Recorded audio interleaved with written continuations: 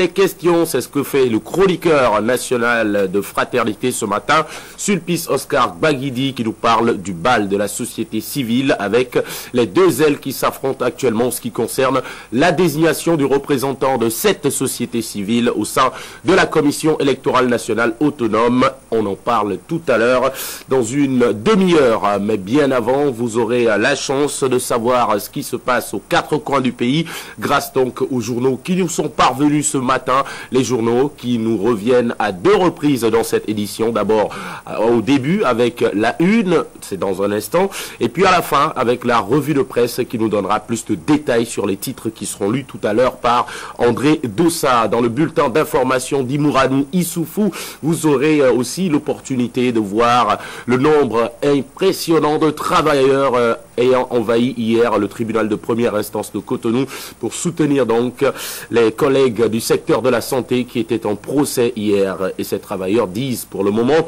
qu'ils ont obtenu une première victoire puisque le procès a été reporté faute de preuves contre les accusés. À suivre également dans ce même bulletin d'information les images d'un déguerpissement tristissime qui a eu lieu hier à Akpakpa sur le domaine de la Sobétexte. Une quarantaine de familles illégalement installées ont été déguerpies de la plus belle des manières. Enfin, quand je dis belle, c'est que j'ironise tout simplement. Dans l'actualité internationale avec Heribert Label Adjovi, nous reviendrons sur cette visite exceptionnelle du président chinois Hu Jintao du côté des États-Unis d'Amérique. Et pour Heribert Label Adjovi, Barack Obama et Hu Jintao se positionnent comme des ennemis intimes. Merci une fois encore de prendre rendez-vous avec le bal de l'actualité sur Canal 3 Bénin.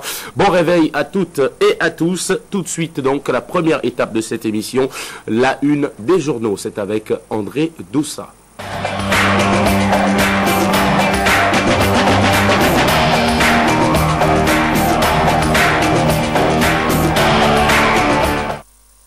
Si vous ne le saviez pas, retenez-le, le docteur Kessile Tchala va rompre le silence ce soir. Ce sera sur Canal 3 Bénin à partir de 21h. Le quotidien Fraternité de ce jour nous l'annonce et ce quotidien vous propose également une interview avec Maître Adrien Humbedi, candidat de l'Union fait la Nation pour les prochaines élections présidentielles. Tout ceci, c'est à lire donc dans les colonnes du journal qui sera le premier à être présenté ce matin dans la une par André Dossa. Bonjour André Dossa. Bonjour François Messan, bonjour chers amis téléspectateurs.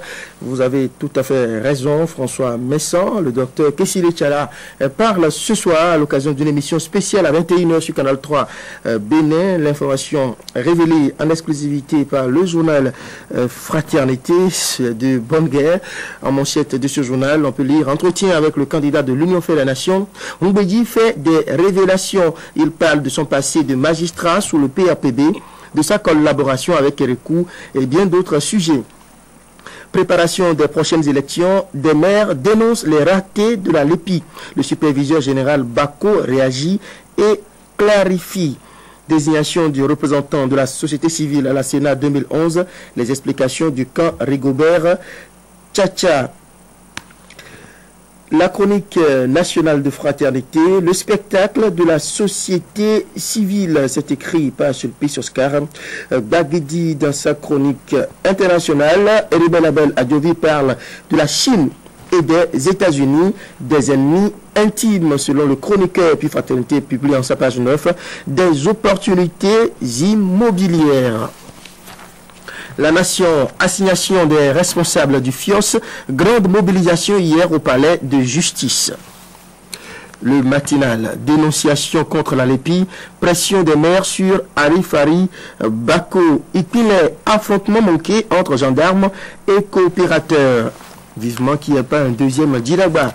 L'informateur taxé d'avoir la démission facile, Adrien Humbedi, justifie ses options politiques de 1998 et 2003. Lire son interview dans ce journal. Le Télégramme, polémique autour de l'affaire des scanners au port de Cotonou. Le gouvernement est invité à se prononcer sur le fond du dossier. Sagesse Info, supposé 1,5 million de Béninois laissés pour compte par la LEPI, l'opposition prise à son propre piège. à Dinakou, positionnement pour la présidentielle, implosion du G13. Salé serait en difficulté selon ce journal. Nouvelle expression, rebondissement dans la crise des coopératives du Grand Agonvi, plusieurs personnes arrêtées. La presse du jour, polémique autour de l'attribution du marché de scanner au port de Cotonou, enfin l'heure de la vérité. Libération, autorisation de port d'armes et recrudescence des braquages au Bénin. Plus de 17 000 permis de port d'armes délivrés. Yahi doit prendre ses responsabilités. Une vraie lutte contre les braquages passe par là. Le quotidien, interview du candidat unique de l'Union Fédération, Mbedi fait la part des choses, les raisons de sa démission du poste de Premier ministre, son refus de briguer la mairie de Porto-Novo, sa précédente brouille avec Gaston Zossou.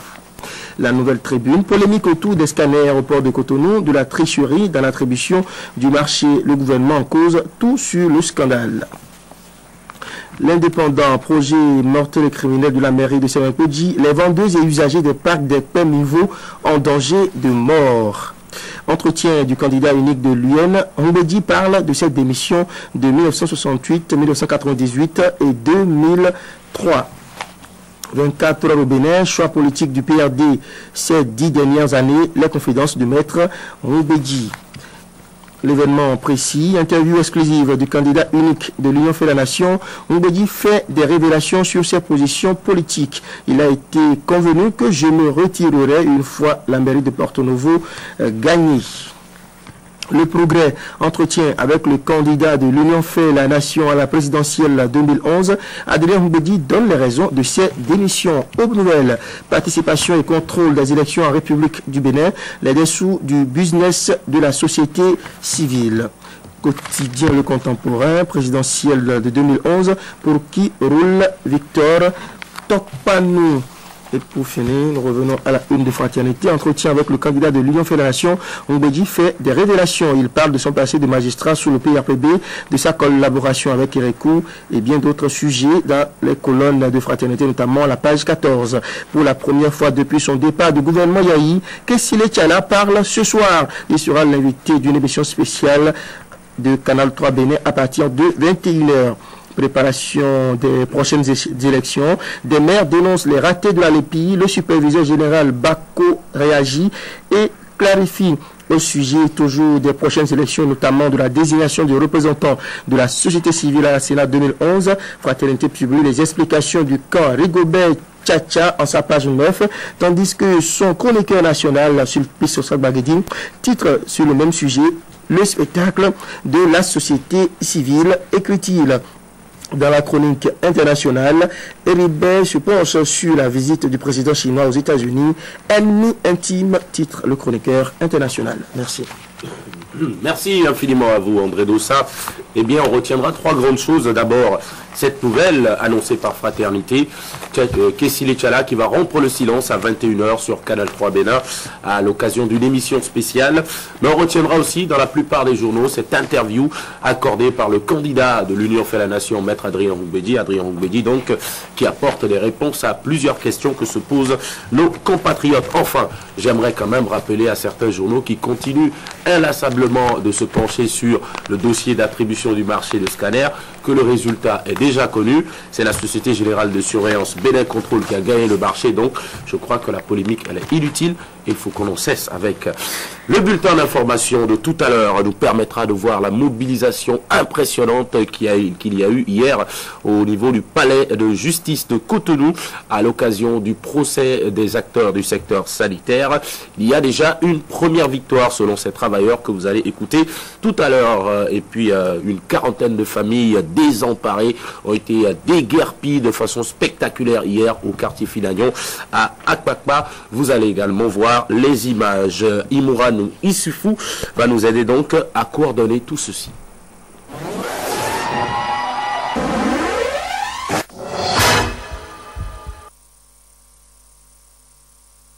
Maman, il manque quelque chose à mon petit déjeuner. Ah, tu as raison, mon prince. Je te l'apporte tout de suite.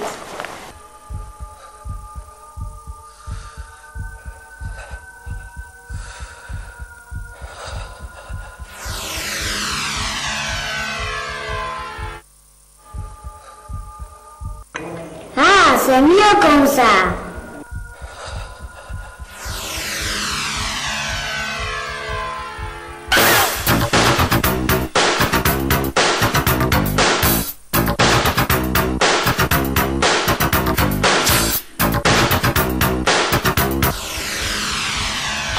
Merci Special Sugar. Special Sugar, le sucre qui vous éveille à la vie. Sugar Special Sugar.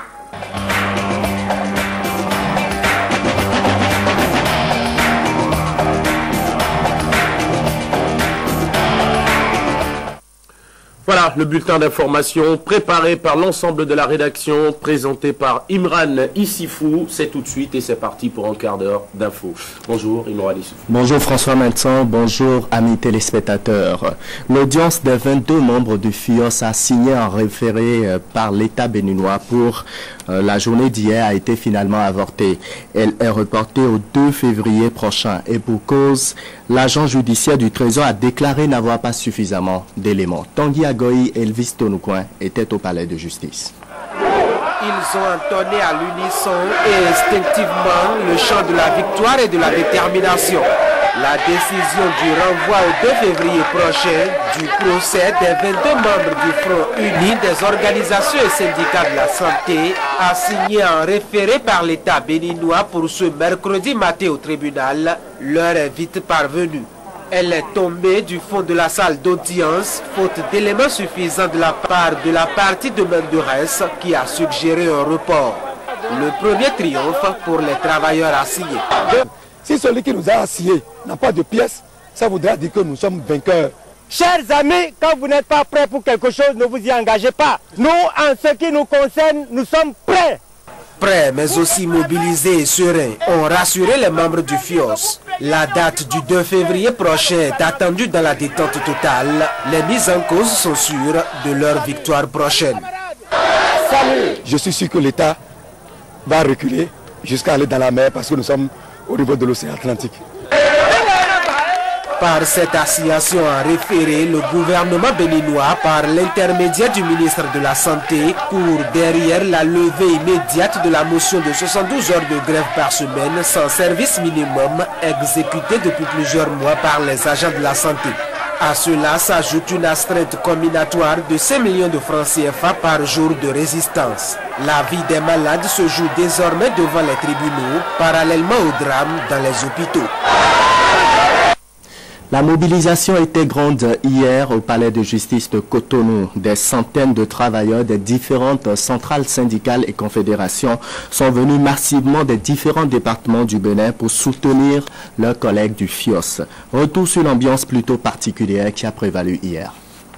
L'affluence est des plus singulières mercredi matin devant le tribunal de première instance de Cotonou où devraient répondre les 22 membres du Front Uni des organisations et syndicats de la santé. Ils sont venus de tous les coins du Bénin pour soutenir leurs responsables. Et le soutien est aussi venu des différentes centrales et confédérations syndicales des travailleurs. L'ambiance était incertaine peu avant l'ouverture de l'audience. Il aura fallu l'aveu d'indisponibilité d'éléments suffisants rapportés par les avocats Guy et Romé Zinsou pour la partie de Menderes pour qu'éclate le soulagement.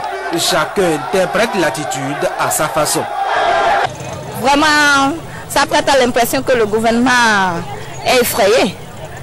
Le gouvernement est effrayé. Je me suis préparé pour la guerre, mais je suis venu, ils ont fui. Oui, ils ont fui. Le gouvernement a fui.